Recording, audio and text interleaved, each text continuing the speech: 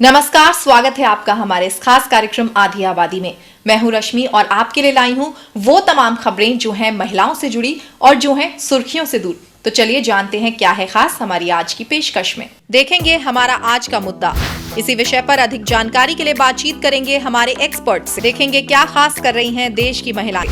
देखेंगे मैनेजमेंट के फील्ड में करियर के ऑप्शंस। देखेंगे क्या खास कर रही हैं देश की महिलाएं और देखेंगे कैसे इंजीनियरिंग कर रही लड़कियों को मिल रहे हैं डिफरेंट प्लेटफॉर्म और महिलाओं की प्रगति से जुड़ी देखेंगे एक और रिपोर्ट। अब रुक करते हैं अपनी अगली रिपोर्ट की तरफ और देखते हैं क्या खास कर रही हैं हमारे देश की महिलाएं। आज भले ही महिलाओं ने अपनी मौजूदगी हर जगह दर्ज कर ली हो, लेकिन इनके पीछे हाथ है उन संस्थाओं का जो लंबे समय से महिलाओं को एम्पावर करने का प्रयास कर रही हैं। वनस्थली विद्यापीठ भी एक ऐसा नाम है जिसने आजादी से पहले महिलाओं को शिक्षा देना शुरू कर दिया था। एक ऐसे समय में जब लड़कियों का घर की दहलीज लांघना भी बड़ी बात थी, उस दौर में केवल कुछ लड़कियों को शिक्षा देकर शुरू किया गया ये प्रयास आज 10,000 से अधिक लड़कियों का भविष्य संवार रहा है, जो एक बेहतरीन उदाहरण है महिला सशक्तिकरण का।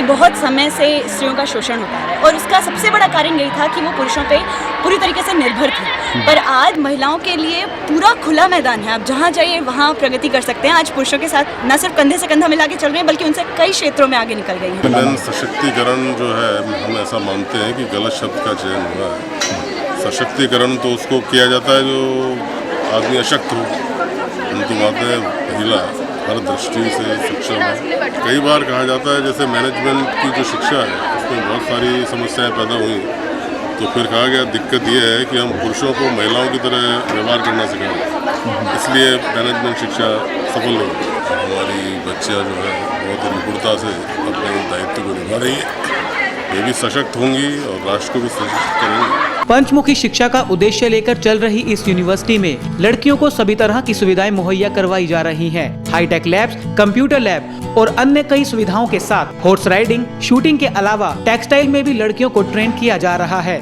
इसके साथ ही लड़कियों को पायलट बनने की ट्रेनिंग भी दी जा रही है, जिससे वो आगे बढ़कर अपनी एक अलग पहचान बना सकें। 5-fold education में including this Vanasthali gliding and flying club, we have many other activities like horse riding है। एंड एवरी फील्ड में, हर एक फील्ड में मतलब हम लोग आगे बढ़ने की हमें मतलब हर जिसमें हमें एम्पावरमेंट मिलती है। हम लोग को टेक्सटाइल से रिलेटेड जो हम लोग का है सब्जेक्ट, उनसे रिलेटेड भी यहाँ पे जितनी भी ट्रेडिशनल आर्ट्स हैं या कोई वीविंग है, प्रिंटिंग है, वो हम लोग को बहुत अच्छे से सिखाया जाता है। वनस्थली एक ऐसा यूनिवर्सिटी है अकेली जो इतने सारे प्लेटफॉर्म प्रोवाइड करती है।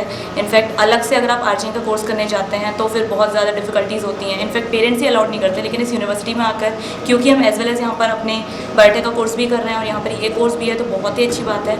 लड़कियाँ किसी भी फील्ड में लड़कों से पीछे नहीं बल्कि आगे हैं। एक तरफ जहां लोग खादी की महत्वता को भूलते जा रहे हैं, वहीं यहाँ खादी पर विशेष ध्यान दिया जाता है। बल्कि खादी के वस्त्र पहनना यहाँ सभी लड़कियों के लिए अनिवार्य है। इसके साथ ही लड़कियों की फिजिकल फिटनेस पर भी पूरा ध्यान दिया जाता है, जिससे वो अपनी स्टडी पर अच्छे से कंसंट्रेट कर सकें। साथ ही स्टूडेंट्स की ऑलराउंड डेवलपमेंट के लिए कई एक्टिविटीज भी ऑर्गेनाइज की जाती हैं। जो पंचमुखी शिक्षा दे रहा है वह दी बेस्ट है। मैं हर लड़की ने कहना चाहूँ कि अगर कॉलेज एजुकेशन करनी है तो वह आर्टिस्ट करे, तो सब कल्चर रिलेटेड नॉलेज मिले ने पढ़ाई के मामला में दी बेस्ट है। वनस्थली की जो शिक्षा है वो एक संपूर्ण शिक्षा है, जो कि ऑलराउंड डेवलपमेंट एक विद्यार्थी का करती है, जिसमें कि आप देखिए कि physical education, practical education, aesthetic education, intellectual education, complete education देती है कि समाज में हर क्षेत्र में, क्योंकि महिला या पुरुष को भी मैं तो कहती हूँ कि हम जब समाज में जाते हैं हमें हर चीज़ सिर्फ बुद्धिमत्ता से काम नहीं चल सकता, आपको व्यवहारिक भी होना पड़ता है।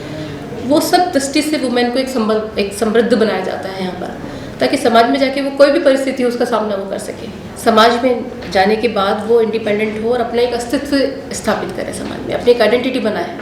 किसी की वाइफ, किसी की मदर, किसी की डॉटर के नाम से ना जाने जाए, वो अपने इंडिपेंडेंट अपना नाम से जानी जाए और अर्न करे और समाज के लिए और देश के लिए कुछ ना कुछ करें। यहाँ पे इसके साथ पढ़ाई के साथ साथ सारी एक्टिविटीज़ भी है, जिससे कि हम फ्रेश भी रहते हैं और हमारा मन लगा रहता है। हर कोई सोचता है कि लड़कियाँ आगे नहीं आ सकती, ऐसा कुछ नहीं है। अगर लड़कियाँ कोशिश करें तो आगे आ सकती है। इसके साथ ही आसपास के गांव की महिलाओं के सशक्तिकरण के लिए आंवला से बने प्रोडक्ट्स भी बनाए जा रहे हैं, जिससे इन महिलाओं को रोजगार मिल सके। अपने आसपास के जो 10-12 गाँव हैं वहाँ की महिलाओं को अलग अलग ग्रुप में एम्पावरमेंट देते हैं। एम्पावरमेंट कहिए, शिक्षण कहिए, मतलब टेक्निकल एम्पावरमेंट भी और इकोनॉमिक एम्पावरमेंट भी, दोनों तरह का एम्पावरमेंट हम इन महिलाओं को देते हैं करीब 6 महीने। शिक्षा औपचारिक शिक्षा ही नहीं, अनौपचारिक शिक्षा के माध्यम से भी बहुत कुछ सीखते हैं हम।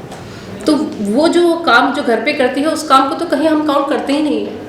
देखिए अगर ठीक है बाहर काम नहीं करे तो उसके घर के काम करने का उसको पैसा मिलना चाहिए, उस काम को तो हम कहीं देखते नहीं है। देखिए आज की महिला जब उनको हम आगे आने का हम मौका दे रहे हैं, वो समाज में आ रही है और जॉब कर रही है, तो आप देखिए कि वो घर को भी उतना ही अच्छे से मैनेज कर रही है और बाहर भी मैनेज कर रही है। दोनों में बहुत अच्छा सामंजस्य बिठा के वो अपने परिवार को चला रही है और बहुत सक्सेसफुल है। आज लड़कियों ने हर फील्ड में अपनी मौजूदगी दर्ज करवा दी है और अगर हम चाहते हैं कि देश का संपूर्ण विकास हो तो इसके लिए आधी आबादी की एजुकेशन पर जोर देना होगा, क्योंकि महज कानून बना देने से स्त्री सशक्तिकरण का लक्ष्य हासिल नहीं किया जा सकता। इसकी पहल तो समाज और परिवार को करनी होगी, तभी नारी सशक्तिकरण के इस मुद्दे को हकीकत में लाया जा सकता है।